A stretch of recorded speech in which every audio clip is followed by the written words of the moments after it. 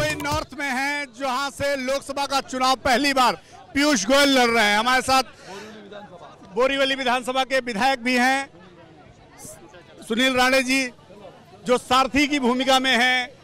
पीयूष गोयल लोगों से वोट मांग रहे हैं। सर, अभी तक तो चुनाव लड़ाते देखा हमने आपको, पहली बार आप चुनाव लड़ रहे हैं, कैसा मजा आ रहा है? मेरा सौभाग्य है कि माननीय प्रधानमंत्री जी ने मुझे ये मौका दिया, क्योंकि चुनाव लड़ाते लड़ाते बाहर की पर्सपेक्टिव तो आती है, बाहर की समझ आती है, लेकिन कैंडिडेट होने का जो खुद का मानसिकता होती है, जो उसमें खुद के अनुभव होते हैं और जो जमीनी स्तर पे लोगों से जुड़ाव बनता है, ये मुझे लगता है हमें और संवेदना देगा और हमें प्रोत्साहित करेगा। पिछले 10 सालों में जब भी देखा अमित शाह की अगुवाई में पीयूष गोयल, धर्मेंद्र प्रधान, भूपेंद्र यादव, 3-4 ऐसे लोग थे जो चाहे राज्यों के चुनाव हो, चाहे वो लोकसभा का चुनाव हो, हर चुनाव में जब 4-5 लोगों की जरूरत होती थी तो पीयूष गोयल उसमें एक होते थे।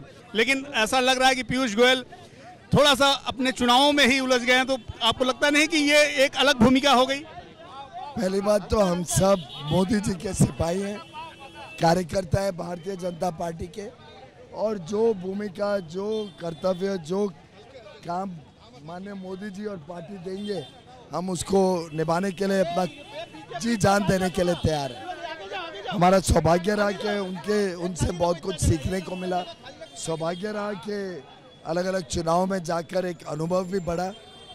इस चुनाव में भी मैं अपने क्षेत्र में भी प्रचार कर रहा हूँ, पर तेलंगाना भी गया, दिल्ली भी गया, आंध्र प्रदेश भी गया। इस सीट पर आपके सामने कांग्रेस उम्मीदवार के साथ शिवसेना, एनसीपी सब एक साथ हैं, आपको लग शिवसेना मेरे साथ है, एनसीपी मेरे साथ है, शिवसेना उद्धव ठाकरे, एक स्प्लिंटर ग्रुप जो परिवार के आगे कुछ देख नहीं सकता और उनके पीछे परिवार के अलावा कोई है नहीं। मैं देख रहा हूँ जहाँ जा रहे हैं आपका कुछ इसी तरह स्वागत हो रहा है।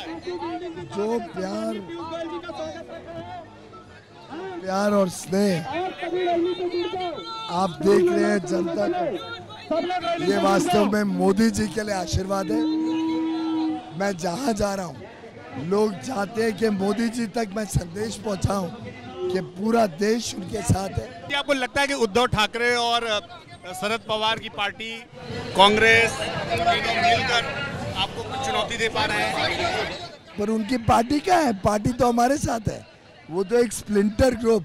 शरद पवार जी को बारामती और सुले जी के अलावा कुछ दिख ही नहीं रहा है। उद्धव ठाकरे जी को किसी तरीके से आदित्य जी को प्रमोट करना, उसके अलावा कोई उनको ना कोई सिद्धांत, ना कोई नीति। अब पता नहीं बाला साहब को क्या दर्द हो रहा होगा जब वो देखते हैं कि हिंदुत्व को त्याग दिया उद्धव ठाकरे जी ने, हर सिद्धांत को त्याग दिया और हर वो विषय जिसकी वो वर्षों तक आलोचना करते थे, उसको उन्होंने सैक्रिफाइस करके अपनी पार्टी के सभी कार्यकर्ता और नेताओं को मजबूर किया कि वो उनको पार्टी से बाहर रखे।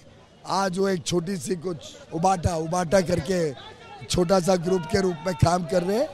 जनता को पता है कि असली सेना कौन सी है, असली राष्ट्रवादी कौन सी है, और जनता को सहानुभूति है कि मोदी जी और फडणवीस जी के साथ जो दगाबाजी, जो विश्वासघात उद्धव ठाकरे जी और शरद पवार जी ने बार बार किया, इसका मुंह तोड़ जवाब महाराष्ट्र की जनता उनको देगी। पीयूष जी, लेकिन कांग्रेस मराठी नॉन मराठी का विषय उठा रही है, उसे कैसे देखते हैं? ये कांग्रेस देश को बांटने की, देश में विभाजन की सोच उनकी हमेशा रही है। आप याद करिए सुरेश, माननीय मेंबर ऑफ पार्लियामेंट, जो उप मुख्यमंत्री का भाई है, उनके कैसे बयान थे कि दक्षिणी राज्यों को विचार करना पड़ेगा कि वो भारत का हिस्सा रहे कि ना रहे। अब उस बयान पे आज तक राहुल गांधी जी, शरद पवार, उद्धव ठाकरे जी ने निंदा तक नहीं की है, तो यानी वो भी सोचते हैं कि देश का विभाजन होना चाहिए। उद्धव ठाकरे जी जो बड़ा क्लेम करते थे कि हमने राम मंदिर की लड़ाई में विश्व हिंदू परिषद को पाटिंबा दिया, सपोर्ट किया, आज वो पूरी तरीके से एक्सपोज हो गए कि उनके दिल में राम नहीं है। राहुल गांधी, प्रियंका गांधी और कांग्रेस के खड़गे जी हर मंच से संविधान कह रहे हैं कि आपकी 400 सीटें आएंगी, आप संविधान खत्म कर देंगे, आपकी 400 सीटें आएंगी तो आप लोग जो ओबीसी और एससी का आरक्षण वो खत्म कर देंगे, इस देश को आप लोग मतलब इलेक्शन ही आगे नहीं हो पाएगा, इस तरह की बातें उठा रहे हैं। आप क्योंकि राज्यसभा के सदन के नेता भी हैं, इसलिए जरूरी हो जाता है आपसे। ये बेबुनियाद विवादित बयान कर करके वो अपनी हताशा दिखा रहे और बता रहे हैं कि वो पूरी तरीके से विषयहीन है, उनके नेताओं के पास कोई मुद्दे नहीं है। आज कांग्रेस पार्टी ने अपने आप को एक्सपोज कर दिया और लोगों को याद दिला दिया कि आखिर बाबा साहेब अंबेडकर का अपमान किसने किया था, किसने मुंबई से उनको हराया, किसने भंडारा से बाबा साहेब को हराया, किसने बाबा साहेब को भारत रत्न तक देने से इनकार कर दिया। तो मैं समझता हूँ बाबा साहेब अंबेडकर जी का जितना सम्मान 5 टीम को बनाए मोदी जी ने, ये सरकार ने किया है। शायद ही कभी कांग्रेस ने सपने में भी सोचा हो।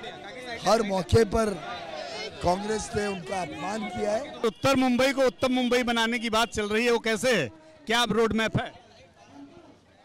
जब देश विकास की तरफ तेजी से बढ़ेगा तो स्वाभाविक रूप से महाराष्ट्र, मुंबई और उत्तर मुंबई को भी लाभ होगा। लेकिन मोदी जी ने हमें सिखाया है कि कभी छोटे लक्ष्य नहीं रखना, बड़े लक्ष्य, बड़े सपने देखे और उनको हकीकत में बदले।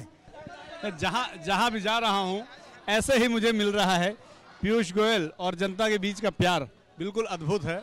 लोग अपनी शुभेच्छा भी देख रहे हैं, आशीर्वाद भी दे रहे हैं और चाह रहे हैं कि पीयूष गोयल बड़ी मार्जिन से यहाँ चुनाव जीतें।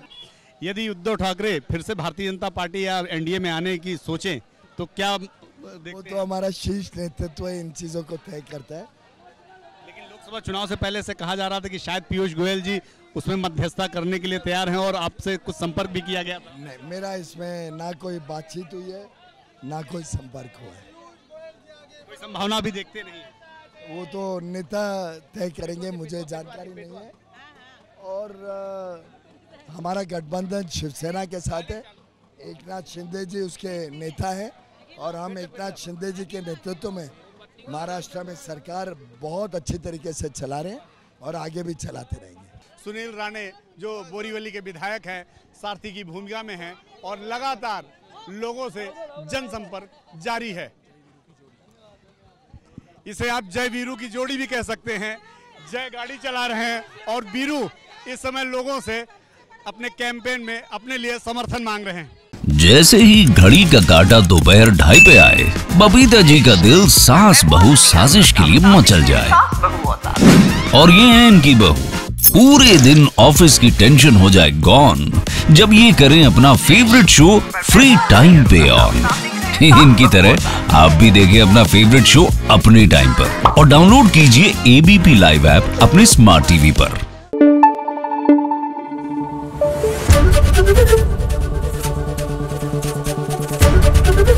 एबीपी न्यूज आपको रखे आगे।